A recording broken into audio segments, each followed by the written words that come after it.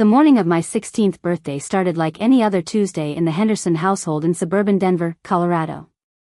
I woke up at 6:30 a.m. to the sound of my alarm clock, an old digital one with red numbers that I'd gotten for Christmas 3 years prior.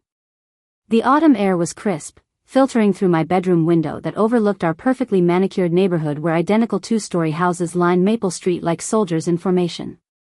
My name is Emma Henderson, and for the first 15 years and 364 days of my life, I had been the invisible daughter.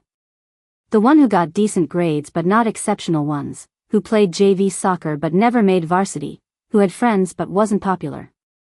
I was perpetually average in a family that seemed to only notice extremes. As I stretched in bed, feeling the excitement bubble up in my chest, I couldn't help but smile. 16. Sweet 16. The birthday that every American teenager dreams about. I had been dropping hints for weeks about what I wanted, a small party with my closest friends, maybe a trip to the mall, and hopefully, finally, the car that my parents had been discussing in hushed tones when they thought I wasn't listening. The house smelled like coffee and bacon, my mother Margaret's usual Tuesday morning routine. She worked as a real estate agent for one of Denver's most prestigious firms, always impeccably dressed in her tailored suits and perfectly applied makeup. At 42, she had the kind of blonde hair that required monthly maintenance and the kind of figure that demanded daily gym sessions. She was beautiful, successful, and completely absorbed in her own world. I pulled on my favorite jeans, the ones that actually fit me properly unlike most of my hand-me-downs, and a sweater that my grandmother had sent me for my birthday last year. Grandma Rose was the only person in our extended family who ever remembered important dates without being reminded. She lived in Florida now, in one of those retirement communities with golf carts and early dinner specials, but she never missed a birthday or holiday card. Downstairs, I found my mother rushing around the kitchen, her heels clicking against the hardwood floors as she multitasked between packing lunch, checking emails on her phone, and applying lipstick using the reflection in the microwave door. My father Robert sat at the breakfast nook, reading the Denver Post while absently stirring his coffee. He was a financial advisor, 45 years old, with salt and pepper hair and the kind of quiet demeanor that made people trust him with their retirement funds. "Good morning," I said, trying to keep my voice casual despite the anticipation thrumming through my veins.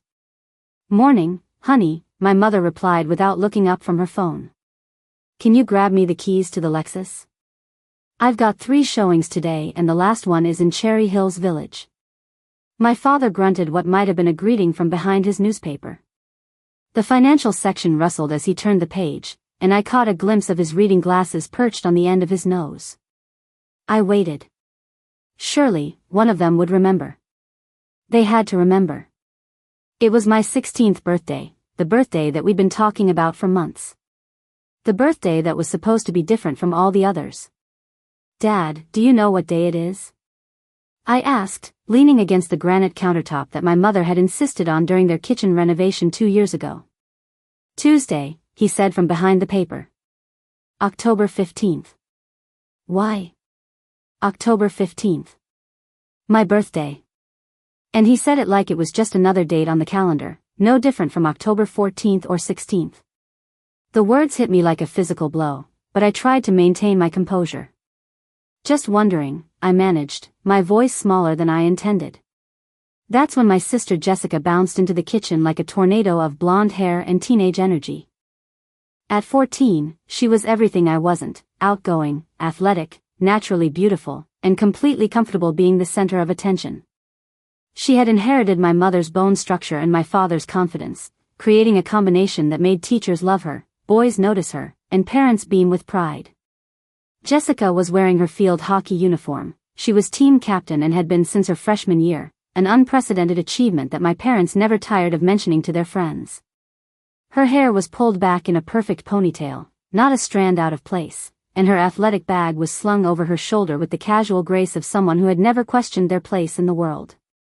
"Morning, family," she announced cheerfully, grabbing an apple from the fruit bowl and taking a large bite.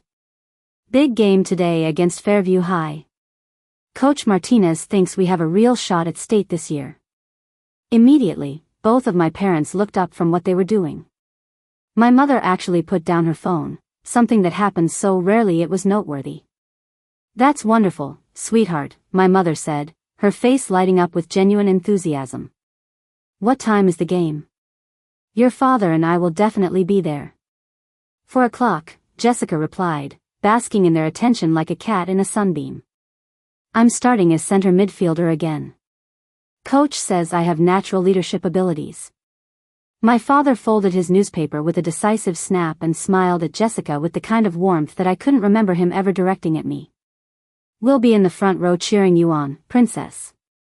Maybe we can all go out for dinner afterward to celebrate." "Princess." He called her princess. I had been standing there for 10 minutes on my 16th birthday, and they were making dinner plans to celebrate Jessica's field hockey game. I cleared my throat, trying once more. "So, anything special happening today?" Jessica looked at me with a puzzled expression that quickly morphed into something that might have been realization, if realization could be mixed with amusement. Her green eyes, the same shade as our father's, sparkled with what I would later recognize as barely contained laughter. "Oh my God," she said, covering her mouth with her hand. "Is today?" She paused dramatically, and I felt hope bloom in my chest like a flower reaching towards sunlight. Finally, someone remembered. "October 15th, I said hopefully. "Right.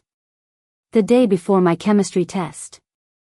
Jessica exclaimed, and then she did something that would haunt me for years to come. She laughed. Not a mean laugh, exactly, but the kind of laugh you might make when you find something mildly amusing, like a video of a cat falling off a couch or a mildly funny meme on Instagram. "What's so funny?" my mother asked, glancing between us while applying mascara using her phone's camera as a mirror. "Nothing," Jessica said, but she was still smiling in that way that made me feel like I was the butt of a joke I didn't understand. "Emma's just being weird." Weird. I was being weird for expecting my family to remember my birthday. The kitchen fell back into its usual morning chaos. My mother grabbed her purse, kissed Jessica on the top of her head, and headed toward the garage. My father folded his newspaper, straightened his tie, and followed suit, pausing only to ruffle Jessica's hair affectionately. "Good luck at school today, princess," he said to Jessica. "We'll see you at the game." And then they were gone, leaving Jessica and me alone in the kitchen. She was still smiling that smile, the one that made me feel like she knew something I didn't. "You really thought they'd remember, didn't you?" she said, and there was something in her voice that was almost pitying. Not cruel, exactly, but not kind either. "It's my 16th birthday," I said quietly. "I know," Jessica replied, shouldering her athletic bag. "But come on, Em. When do they ever remember stuff like that? You know they're busy with work and my season and everything." The casual way she dismissed it, as if my birthday was just another inconvenience in their already packed schedule, hit me harder than outright cruelty would have. At least cruelty would have acknowledged that my birthday mattered enough to be mean about. This was worse. This was indifference. "They remembered yours," I pointed out. Jessica's 14th birthday had been a major production, a pool party with 30 kids, a DJ, and enough food to feed a small army. I had helped set up decorations and serve cake to her friends, smiling and pretending to be the supportive big sister while inside I wondered why my birthdays never warranted such elaborate celebrations. "That's different," Jessica said, and the way she said it made it clear that she genuinely believed this to be true. "I'm in high school now, and I have all these activities. People expect things from me. People expect things from me." The implication was clear: people didn't expect things from me, so why should my birthday matter? She headed toward the door, then paused and looked back at me with that same amused expression. "Maybe next year," she said with a shrug. "When you do something worth celebrating." And then she was gone, leaving me alone in the kitchen with the lingering smell of coffee and the echo of her words. I stood there for a long moment, staring at the spot where my family had been just minutes before. The house felt enormous and empty around me, like a museum after closing time. I could hear the grandfather clock in the hallway ticking steadily, marking the passage of time on what was supposed to be my special day. That's when I noticed it. Sitting on the counter next to the fruit bowl was a birthday card. My heart leaped. They had remembered. They'd just been saving it for a surprise. With trembling fingers, I picked up the envelope. It was addressed to Emma Henderson, in my grandmother's familiar handwriting. Inside was a card with a picture of a sunset and a message about how proud she was of the young woman I was becoming. She'd included a $50 bill and a note saying she wished she could be there to celebrate with me. $50 from my grandmother in Florida, who was living on a fixed income and had to save up for months to send birthday money. More thoughtfulness and love than my own parents had shown. I clutched the card to my chest and felt something fundamental shift inside me. It wasn't just sadness or disappointment. Those were emotions I'd grown accustomed to over the years. This was something deeper and more permanent. It was the moment I realized that I couldn't depend on my family to see my worth, so I would have to create a worth so undeniable that they couldn't ignore it.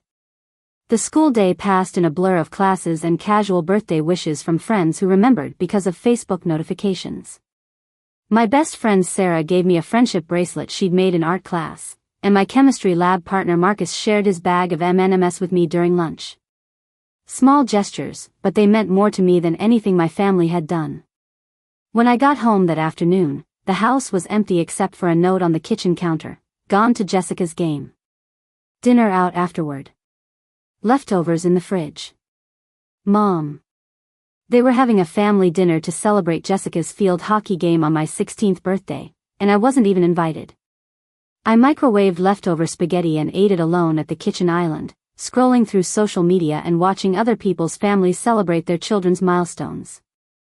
Normal families who remembered birthdays and made their kids feel special and loved.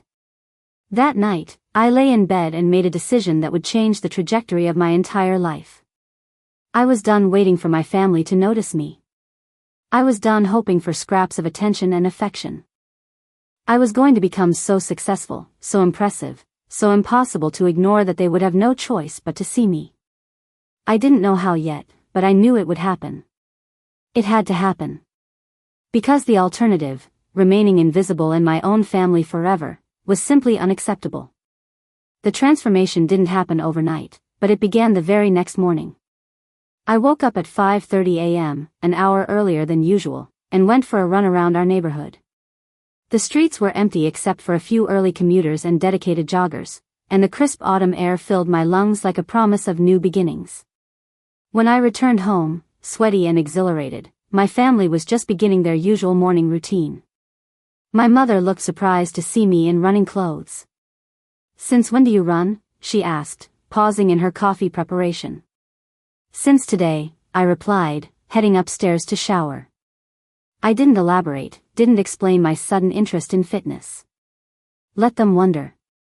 At school, I marched into the guidance counselor's office during my free period and asked to speak with Mrs. Patterson about my course schedule. She was a woman in her 50s with kind eyes and the patient demeanor of someone who had spent decades helping teenagers navigate their futures. "Emma," she said, gesturing for me to sit in the chair across from her desk. "What can I do for you today?" "I want to change my schedule," I said without preamble. "I want to take all AP classes next semester, and I want to know what I need to do to graduate as valedictorian."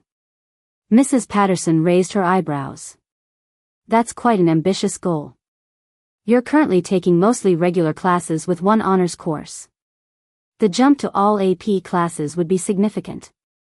"I can handle it," I said with more confidence than I felt. She pulled up my transcript on her computer and studied it for a moment. "Your grades are good, mostly A's and B's. But to be valedictorian, you'd need to maintain a 4.0 GPA while taking the most challenging course load possible. Are you sure you're ready for that level of commitment?" I thought about my forgotten birthday, about Jessica's laughter, about eating leftover spaghetti alone while my family celebrated someone else's achievements. "I'm sure," I said. Over the next few weeks, I threw myself into academics with the intensity of someone training for the Olympics. I spent hours every night studying, reading ahead in textbooks, and completing extra credit assignments that my teachers hadn't even offered yet.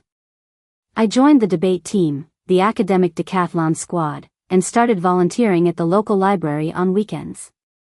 My days became a carefully orchestrated symphony of productivity. Wake up at 5:30 for a run. Shower and study before school. Attend classes with laser focus. Study during lunch. Stay after school for debate practice or tutoring. Come home and study until midnight. Repeat. At first, my family barely noticed the change. They were too absorbed in Jessica's field hockey season and their own busy schedules to pay attention to my suddenly rigorous academic schedule. But as weeks turned into months, even they couldn't ignore the transformation taking place under their roof. "Emma's been staying up pretty late lately," my father mentioned one evening over dinner. "I see her light on when I go to bed." "She's probably just adjusting to her new classes," my mother replied absently, scrolling through her phone while eating. "You know how she is, always so serious about school. Always so serious about school." As if being dedicated to my education was a character flaw rather than an admirable trait. Jessica, meanwhile, watched my transformation with a mixture of curiosity and amusement. She would peek into my room and see me surrounded by textbooks and note cards, working through complex calculus problems or memorizing historical dates. "You know you don't have to prove anything to anyone, right?" she said one evening, leaning against my doorframe. I looked up from my AP biology textbook, where I was studying cellular respiration pathways. "I'm not trying to prove anything. I'm trying to learn." "Come on, Em. This is about them forgetting your birthday, isn't it?" The fact that she could identify the catalyst so easily, and dismiss it so casually, only reinforced my determination. This is about me becoming the person I want to be. By never sleeping and turning into a robot. She laughed, that same dismissive laugh from my birthday morning. "God, you're so dramatic." Dramatic. For wanting to excel academically and build a future for myself. In Jessica's world, where everything came easily and parents paid attention by default, my struggle for recognition probably did seem dramatic. But I didn't let her comments derail me. If anything, they fueled my determination. Every night when I wanted to quit studying and watch Netflix like a normal teenager, I remembered the sound of Jessica's laughter when she realized our parents had forgotten my birthday. I remembered the casual way she'd suggested that maybe next year I'd do something worth celebrating. By the end of my junior year, my GPA had climbed to 3.97. I was ranked third in my class, captain of the debate team, and had scored in the 99th percentile on my SATs. I had also grown more confident and self-assured, carrying myself with the quiet authority of someone who knew their own worth. The change in my parents' behavior was subtle but noticeable. They started asking about my grades and activities, not with the enthusiastic interest they showed in Jessica's pursuits, but with a kind of respectful acknowledgement that I was doing something right. "Emma made the National Honor Society," my mother mentioned to her sister during a phone conversation I overheard. There was a note of surprise in her voice, as if she couldn't quite believe that their quiet, average daughter had achieved something noteworthy. During my senior year, I applied to 15 universities, including Harvard, Stanford, MIT, and Yale. I spent countless hours crafting personal essays, requesting recommendation letters, and preparing for interviews. I worked part-time at a local tutoring center, saving every penny for application fees and test prep materials that my parents might have paid for if they'd been paying attention. Jessica, meanwhile, was dealing with her own senior year challenges. Field hockey hadn't gone as well as expected, they'd lost in the first round of state playoffs, and college recruiters weren't as interested as everyone had hoped.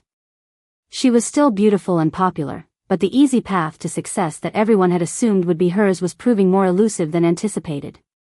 "I don't understand why colleges are being so picky," she complained one evening at dinner. "I'm team captain, I have good grades, I'm involved in lots of activities."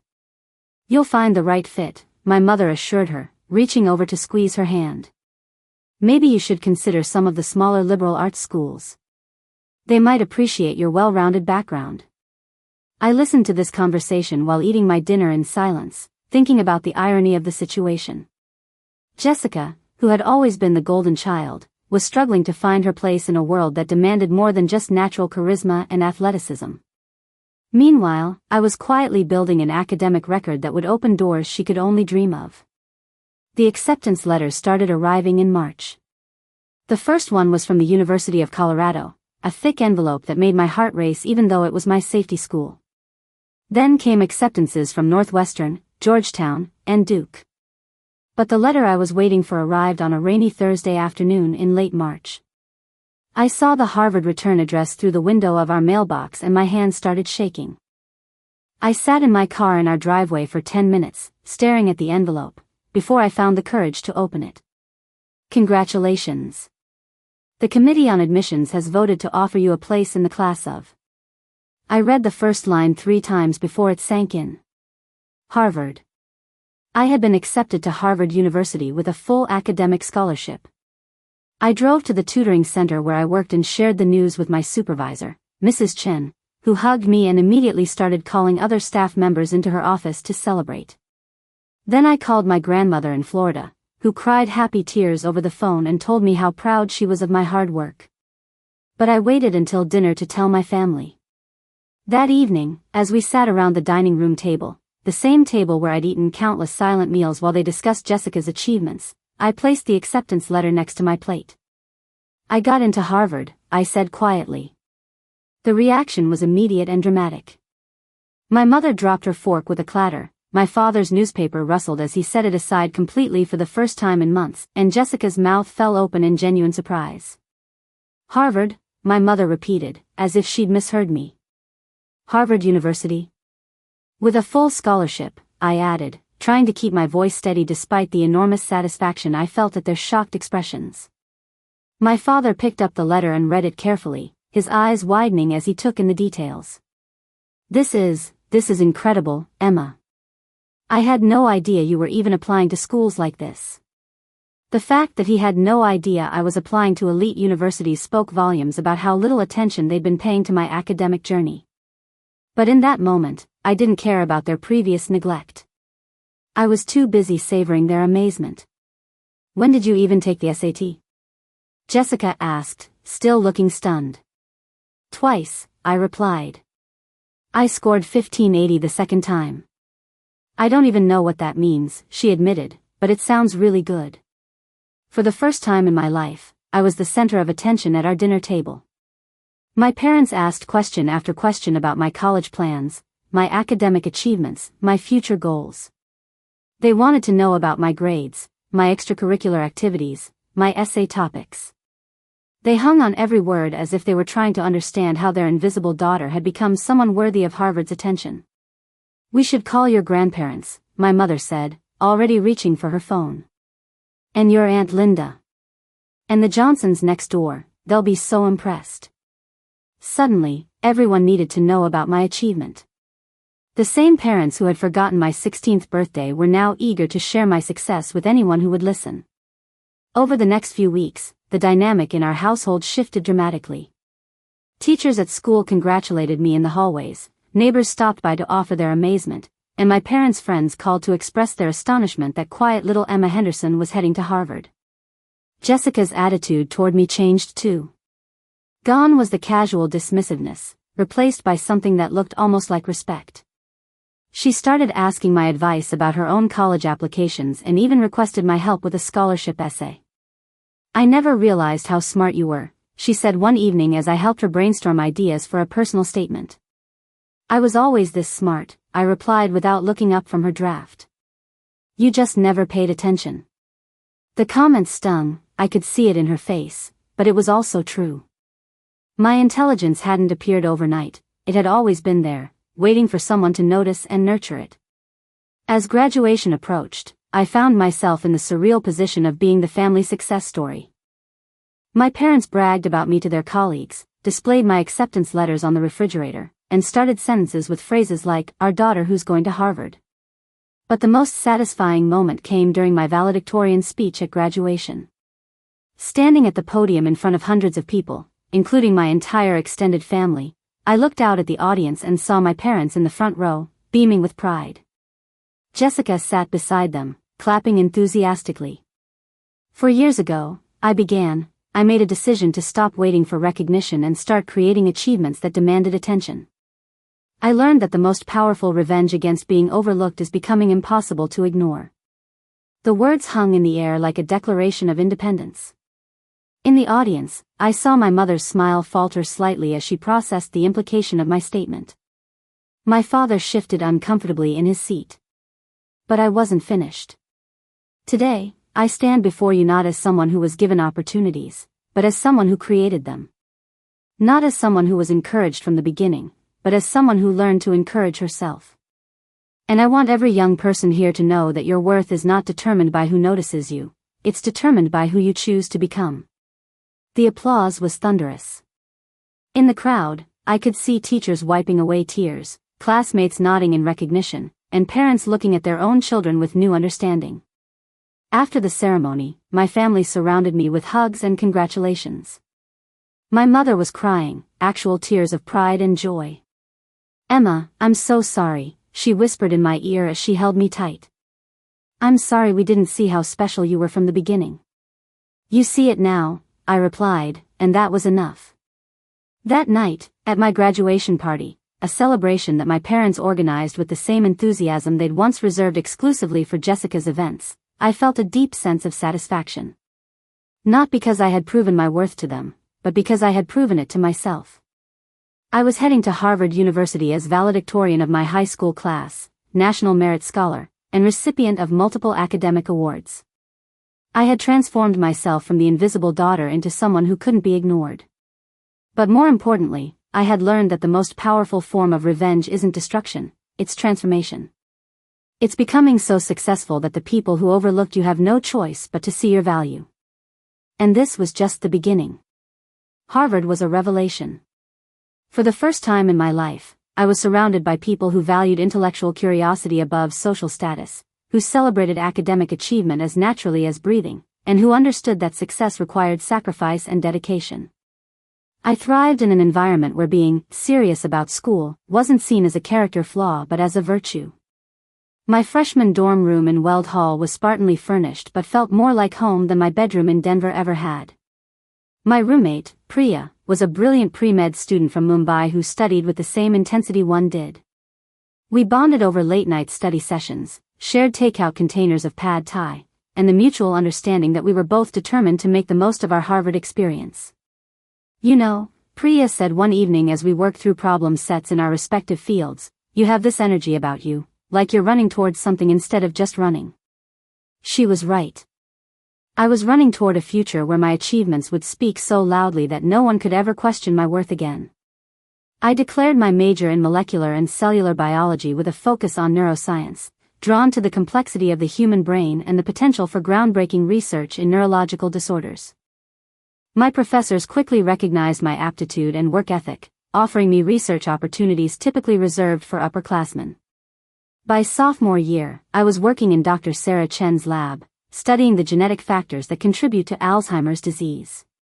The work was challenging and often frustrating, months of experiments that yielded inconclusive results, data that didn't fit existing theories, late nights in the lab that left me exhausted and questioning everything.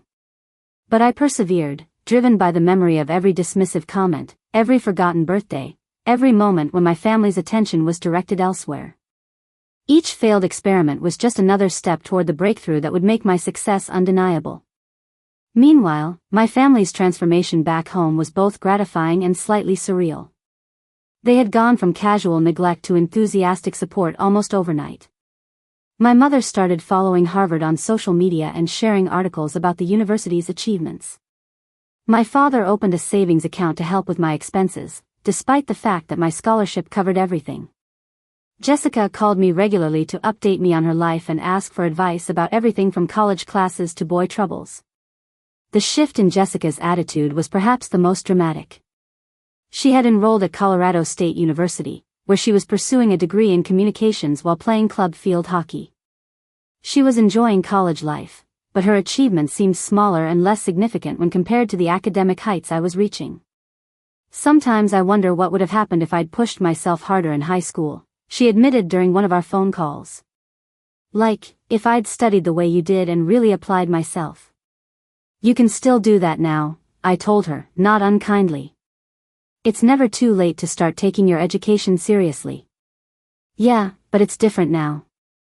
You're at Harvard doing research that could change the world, and I'm here studying the media's influence on consumer behavior. It's not exactly groundbreaking stuff."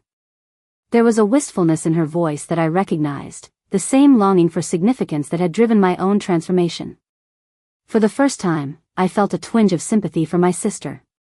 She was discovering what I had learned years earlier, that natural talent and charisma only take you so far, and that real achievement requires sustained effort and dedication.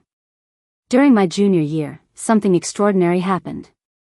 The research I had been conducting in Dr. Chen's lab yielded a breakthrough that would change the trajectory of my career and my family's perception of me forever. I had been investigating a particular protein that appeared to play a role in the early stages of Alzheimer's disease.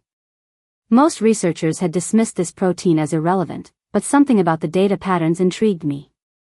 I spent months designing experiments to test my hypothesis, often working 16-hour days and sleeping in the lab more than in my dorm room.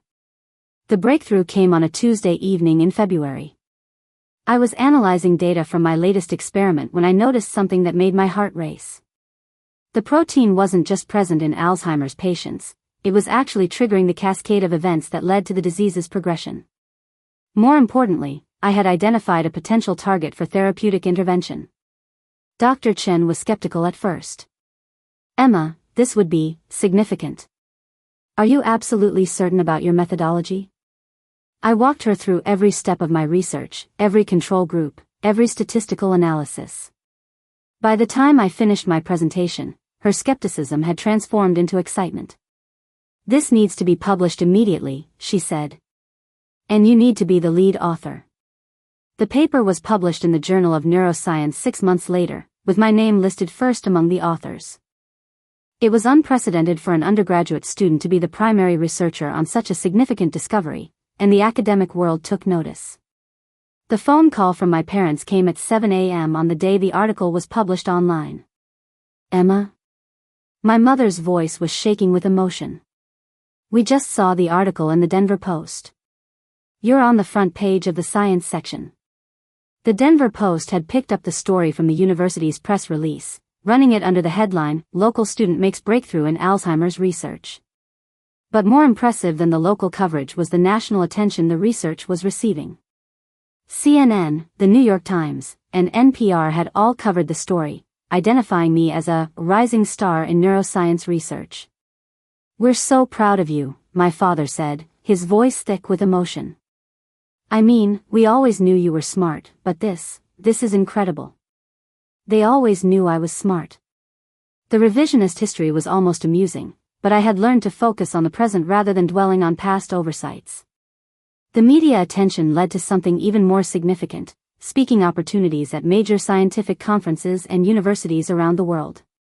By my senior year, I was traveling regularly to present my research, meeting with leading scientists in my field, and being courted by graduate programs and pharmaceutical companies. The culmination of my undergraduate career came when I was awarded a Rhodes Scholarship to study at Oxford University. I was one of only 32 Americans selected that year, chosen not just for academic excellence but for my potential to make a significant impact on the world. The Rhodes Scholar announcement ceremony was held at Harvard, with my parents and Jessica flying in for the occasion. As I stood on the same stage where countless Nobel laureates and world leaders had spoken, I looked out at the audience and saw my family in the front row. This time, there was no surprise or confusion on their faces. They had traveled across the country specifically to celebrate my achievement. My mother was crying with pride, my father was filming everything on his phone, and Jessica was beaming as if my success somehow reflected well on her too. During my acceptance speech, I spoke about the importance of perseverance in scientific research and the potential for young people to make meaningful contributions to human knowledge. But I also included a more personal message. 4 years ago, I learned that the most powerful response to being overlooked is to become impossible to ignore. Today, I stand before you not because someone else recognized my potential, but because I refuse to accept that my worth was determined by others' recognition. The words carried extra weight coming from the stage of Harvard's Memorial Hall, surrounded by portraits of distinguished alumni and the grandeur of one of America's most prestigious institutions. After the ceremony, my family surrounded me with congratulations and photo requests. But the moment that stood out most was when Jessica pulled me aside for a private conversation. "Emma, I need to tell you something," she said, her voice serious in a way I rarely heard from her. "I'm sorry about your 16th birthday. I'm sorry I laughed when Mom and Dad forgot. I'm sorry I didn't stick up for you or make them see how wrong they were." It was the first time she had ever acknowledged the pain that day had caused, and the first time she had taken responsibility for her role in it. I was just a kid, she continued, and I thought everything was a joke because nothing bad ever happened to me. But watching what you've accomplished, I realize how much strength it must have taken to turn that hurt into motivation. Thank you, I said simply. That means a lot. I want you to know that I'm proud to be your sister, she added. Even if I'm not smart enough to understand half of what you do. The conversation marked a turning point in our relationship. For the first time, we were connecting as equals rather than as the overlooked sister and the golden child. My years at Oxford as a Rhodes Scholar were equally transformative. I continued my neuroscience research while also studying philosophy and ethics, exploring the broader implications of scientific advancement on society. I published several more papers, spoke at international conferences, and began developing what would become my life's work, a comprehensive approach to treating neurodegenerative diseases. But perhaps more importantly, I began to understand that my journey was about more than personal vindication. My research had the potential to help millions of people suffering from Alzheimer's disease and other neurological conditions. My success wasn't just revenge against childhood neglect, it was a platform for making a meaningful contribution to human welfare. During my second year at Oxford, I received a phone call that would change everything once again. Dr. Anthony Fauci, the director of the National Institute of Allergy and Infectious Diseases, was personally recruiting me to lead a new research initiative focused on neurodegenerative diseases. Ms. Henderson, he said during our video call, your work represents the kind of innovative thinking we need to solve some of medicine's greatest challenges. We'd like to offer you the position of principal investigator for our new neurodegeneration research initiative. You'd have a budget of $50 million and complete autonomy to pursue the most promising avenues of research. $50 million. Complete research autonomy. The opportunity to lead a team of the world's best scientists in pursuing treatments for diseases that affected millions of families. At 25 years old, I would become one of the youngest principal investigators in NIH history. The announcement of my appointment made international news. The New York Times ran a feature story about my journey from overlooked teenager to scientific prodigy. Harvard Magazine put me on their cover with the headline, From Invisible to Unstoppable. The BBC interviewed me about the future of neuroscience research. But the moment that mattered most to me happened during a quiet family dinner in Denver, where I had returned for a brief visit before starting my new position. We were sitting around the same dining room table where I had once eaten leftover spaghetti alone on my 16th birthday. You know, my father said, setting down his fork and looking at me with something approaching awe, I've been thinking about all the opportunities we missed to support you when you were younger. We were so focused on Jessica's immediate successes that we didn't see the bigger picture with you, my mother added. We didn't realize that quiet determination was actually a sign of something extraordinary. I don't need apologies, I said, and I meant it. Everything that happened made me who I am today. The neglect taught me self-reliance, the dismissal taught me to prove my worth through actions rather than words, and the being overlooked taught me to create achievements so significant that they couldn't be ignored. But you shouldn't have had to do it alone, Jessica said quietly. You deserved support from the beginning. Maybe, I acknowledged. But I might not have pushed myself as hard if everything had come easily. Sometimes the best gifts come disguised as challenges. That evening, as I sat in my childhood bedroom surrounded by old participation trophies and forgotten school projects, I reflected on the journey that had brought me to this point. From the invisible daughter who ate birthday dinner alone to the scientist who would soon lead a $50 million research initiative. The transformation hadn't happened overnight, and it hadn't been easy.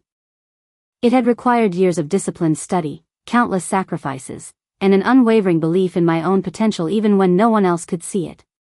But the most important lesson I had learned wasn't about academic achievement or professional success.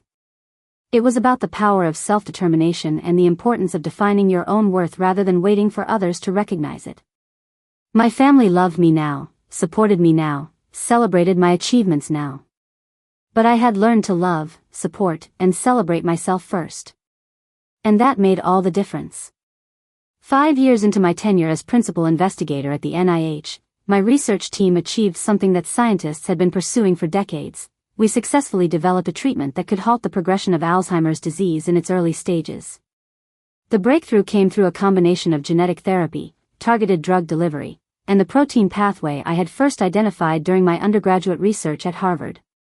The clinical trials were nothing short of miraculous. Patients who had been facing inevitable cognitive decline were showing not just stabilization, but actual improvement in memory function and quality of life. The medical community was calling it the most significant advancement in neuroscience since the discovery of antibiotics. The day the results were published in Nature, the most prestigious scientific journal in the world, my phone didn't stop ringing. Reporters, colleagues, university officials, and pharmaceutical executives all wanted to discuss the implications of our discovery. But the call that meant the most came from an unexpected source. Dr. Henderson? The voice was elderly and shaky, but warm with emotion. This is Margaret Sullivan from Phoenix, Arizona. My husband James was in your clinical trial. I had spoken with hundreds of family members over the years, but something in this woman's voice made me pause and give her my full attention. He was diagnosed with early-stage Alzheimer's 3 years ago, she continued, her words coming between quiet sobs. The doctors told us he had maybe 5 good years left. We started making plans for memory care facilities and saying goodbye to the life we'd built together. I waited, letting her take the time she needed. But after 18 months in your trial, he's better than he was before the diagnosis. Yesterday, he remembered our first date in detail, things I thought were lost forever. Dr. Henderson, you gave me my husband back. You gave us our life back. These were the moments that made every sleepless night in the lab, every failed experiment, every sacrifice worthwhile. The research wasn't just about scientific achievement anymore, it was about giving families more time together, more memories to create, more hope for the future. The media attention following the Nature publication was unprecedented. I appeared on 60 Minutes, gave a TED Talk that was viewed over 10 million times, and was featured on the covers of Time magazine, Scientific American, and Newsweek. The TED Talk, titled The Power of Being Overlooked, traced my journey from forgotten teenager to breakthrough scientist, resonating with millions of people who had experienced similar dismissal in their own lives. But the recognition that truly validated my journey came in October, when I received a phone call that every scientist dreams of receiving. Dr. Henderson, this is Dr. Lars Anderson from the Nobel Committee. I'm calling to inform you that you have been awarded this year's Nobel Prize in Physiology or Medicine for your groundbreaking work in neurodegenerative disease treatment. The Nobel Prize. At 32 years old, I was the youngest recipient in the medicine category in over a century. The announcement sent shockwaves through the scientific community and sparked a media frenzy that dwarfed anything I had experienced before. Every major news outlet in the world covered the story, focusing not just on the scientific achievement but on the personal journey that had led to this moment. The New York Times ran a front-page story titled, From Forgotten Birthday to Nobel Prize, The Extraordinary Journey of Dr. Emma Henderson.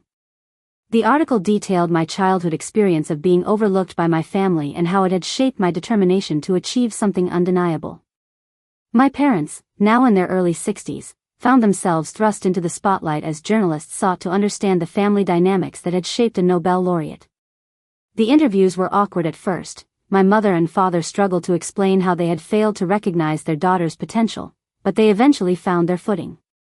We made mistakes, my father admitted in an interview with CNN.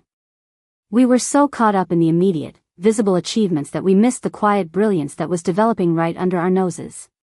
Emma's success is entirely her own. We can't take credit for it.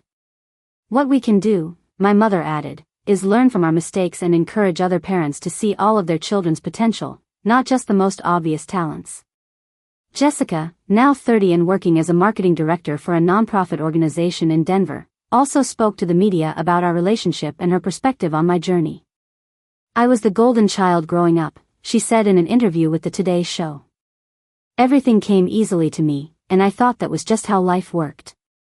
I didn't understand that Emma was building something much more substantial through her quiet determination. I laughed when our parents forgot her 16th birthday, and I'll regret that for the rest of my life. But what Emma did with that pain, turning it into fuel for achievement, that's something I'll always admire. The Nobel Prize ceremony in Stockholm was scheduled for December 10th, and my entire extended family planned to attend. As the date approached, I found myself reflecting on the journey that had brought me to this pinnacle of scientific recognition. The weeks leading up to the ceremony were filled with interviews, appearances, and preparations for my Nobel lecture. But perhaps the most meaningful event was a quiet dinner I organized for my immediate family at my apartment in Bethesda, Maryland, the week before we departed for Sweden. We gathered around my dining room table, my parents, Jessica, and her husband David, for what felt like a completion of a circle that had begun around a different table 16 years earlier. The contrast wasn't lost on any of us. "You know," my mother said as we finished our meal, "I've been thinking about that birthday dinner you missed when you were 16. The one where we went out to celebrate Jessica's field hockey game." The room fell silent. It was the first time anyone had directly referenced that night since it happened. "I remember every detail of that meal," she continued, her voice heavy with regret. "What we ordered, what we talked about, how excited we were about Jessica's future. And the whole time, our brilliant daughter was at home eating leftovers because we were too self-absorbed to remember the most important day of her year." "Mom, it's okay," I said gently. "That night changed my life in ways that ended up being positive." "No, it's not okay," my father interjected. "We failed you as parents in the most fundamental way. We made you feel invisible when we should have been celebrating you." "But look what she did with that experience," Jessica added, her voice filled with admiration. "She used our failure as motivation to become someone who could never be ignored again. That takes incredible strength and vision." The conversation that followed was perhaps the most honest discussion our family had ever had. We talked about favoritism, about different types of intelligence, about the various ways children can be failed by well-meaning parents. It was painful but also healing, a recognition of past mistakes and a commitment to do better going forward. "Emma," my mother said as the evening wound down, "I know we can't change the past, but I want you to know that you're the child we're most proud of. Not because of the Nobel Prize or the recognition, but because of the person you became despite our shortcomings." 3 days later, we boarded a plane for Stockholm, where I would receive the highest honor in scientific achievement. But the validation I felt from that dinner conversation meant more to me than any prize ever could. The Nobel Prize ceremony was held in Stockholm Concert Hall, a magnificent venue that had hosted the awards since 1926. I sat on the stage with the other laureates, wearing a midnight blue gown that had been specially designed for the occasion, and looked out at an audience of 1,600 people that included royalty, dignitaries, and leaders from around the world. When my name was called, I walked across the stage to receive the prize from King Carl XVI Gustav of Sweden. The moment his hands placed the gold medal around my neck, I felt the weight of not just the award, but of the entire journey that had brought me to this point. "Dr. Emma Henderson," the king said as cameras flashed around us, "for your groundbreaking research in neurodegenerative diseases that has brought hope to millions of families around the world." In the audience, I could see my family in the third row, all of them crying with pride and joy. My parents, who had once forgotten my 16th birthday, had traveled halfway around the world to watch me receive the Nobel Prize. Jessica, who had laughed at my disappointment all those years ago, was now beaming with genuine admiration and respect. My Nobel lecture the following day was titled, "From Overlooked to Outstanding: How Personal Pain Can Fuel Scientific Progress." I spoke about the research that had led to our breakthrough, but I also shared the personal story that had motivated my relentless pursuit of excellence. 16 years ago, I told the audience of Nobel laureates, university presidents, and scientific leaders, my family forgot my 16th birthday. At the time, it felt like the most devastating thing that could happen to a teenager. Today, I recognize it as the catalyst that transformed me from someone who waited for recognition to someone who created achievements worthy of recognition. The lecture was met with a standing ovation that lasted several minutes. Afterwards, dozens of young scientists approached me to share their own stories of being overlooked or underestimated, and to thank me for showing them that early dismissal didn't have to define their futures. But the moment that truly completed my journey happened at the Nobel banquet that evening. As tradition dictated, I was seated at the head table next to Crown Princess Victoria of Sweden. During the meal, she leaned over and said something that perfectly encapsulated the transformation I had undergone. "Dr. Henderson, I've been reading about your background, and I'm struck by something. You've shown that being overlooked as a child can be a gift, because it forces you to develop an unshakable belief in your own worth. That's perhaps the most valuable quality a person can have." She was right. The neglect and dismissal I had experienced as a teenager had taught me the most important lesson of my life, that my worth wasn't determined by others' recognition, but by my own actions and achievements. After the ceremony, my family and I returned to the United States as conquering heroes. I was invited to the White House to meet with the president, appointed to serve on multiple scientific advisory boards, and offered endowed professorships at universities around the world. But the real victory wasn't the prizes or the recognition. It was the knowledge that I had transformed my greatest childhood pain into my greatest adult triumph. The little girl who had been forgotten at the dinner table had become a woman whose work would be remembered for generations. 6 months after the Nobel Prize, I established the Henderson Foundation for Young Scientists, specifically designed to support teenagers who showed scientific promise but lacked family support or recognition. The foundation provided scholarships, mentorship programs, and research opportunities for young people who, like me, were overlooked by the adults in their lives. Every child deserves to have someone believe in their potential, I said during the foundation's inaugural event. If that someone isn't their family, then let it be us. Today, as I write this story, the Henderson Foundation has supported over 2,000 young scientists, 12 of whom have gone on to receive major scientific awards of their own. But perhaps more importantly, we've shown countless young people that being overlooked isn't a disadvantage. It's an opportunity to develop the internal strength and determination that leads to extraordinary achievement. My relationship with my family has been completely transformed. My parents now serve on the foundation's board of directors, using their experience with me to help other families better recognize and support their children's diverse talents. Jessica has become one of my closest advisors and dearest friends, and she often speaks at our events about the importance of supporting all children, not just the ones whose talents are immediately obvious. Last month, on my 35th birthday, my family threw me a surprise party at the same restaurant where they had celebrated Jessica's field hockey game 19 years earlier. This time, I was the guest of honor, surrounded by Nobel laureates, NIH directors, and some of the world's most respected scientists. But the moment that meant the most was when my mother stood up to give a toast. 35 years ago today, Emma Henderson was born into our family, she began, her voice strong and clear. For the first 16 years of her life, we failed to see her extraordinary potential. We were looking for the wrong kind of excellence, and we nearly missed the greatest gift we'd ever been given. She paused, looking directly at me with tears in her eyes. Emma, you taught us that there are many ways to be remarkable, and that the quiet ones are often building something more substantial than the loud ones. You showed us that being overlooked can be a superpower if you refuse to accept it as your final verdict. Most importantly, you proved that the best revenge against being ignored is becoming impossible to ignore. The room erupted in applause, but I was focused on the faces of my family, the same people who had once dismissed my potential now celebrating my achievements with genuine pride and understanding. As I looked around the room at the lives that had been changed by our research, the young scientists who had been inspired by our foundation, and the family that had learned to see me clearly, I realized that my journey from overlooked teenager to Nobel laureate was about more than personal vindication. It was about the power of determination, the importance of self-belief, and the extraordinary things that can happen when someone refuses to accept others' limited vision of their potential. My parents forgot my 16th birthday, and my sister thought it was funny. But that moment of childhood pain became the catalyst for a life of purpose, achievement, and service to others. Sometimes the best gifts come wrapped in the worst experiences. Sometimes being overlooked is exactly what you need to develop the vision to see yourself clearly. And sometimes, the last laugh truly is the sweetest laugh of all.